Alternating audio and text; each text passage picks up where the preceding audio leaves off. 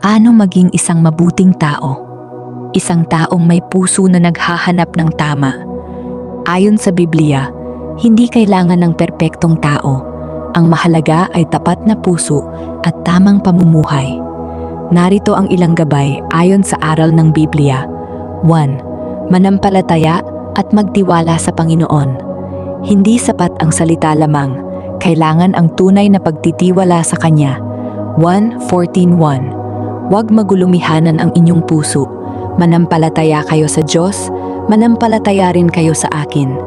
2. Gumawa ng mabuti sa kapwa. Ang pagmamahal sa kapwa ay isa sa pinakamahalagang utos. Mateo 22:29. Ibigin mo ang iyong kapwa gaya ng iyong sarili. 3. Iwasan ng masama at magsisi sa kasalanan.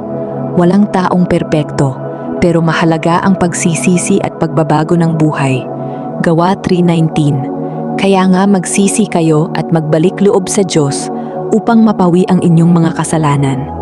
4. Maging mapagpakumbaba. Ang Panginoon ay tumitingin sa puso, hindi sa kayamanan o katayuan. Micah 6:8. Ito ang hinihingi ng Panginoon sa iyo. Gumawa ng matuwid, magmahal ng kabutihan, at lumakad na mapagpakumbaba, kasama ng iyong Diyos. 5. Patuloy na gumawa ng mabuti kahit walang nakakakita. Ang tunay na kabutihan ay ginagawa kahit walang kapalit. Galatia 6:9. Huwag tayong magsawang gumawa ng mabuti, sapagkat sa takdang panahon ay aani tayo kung hindi tayo manghihina.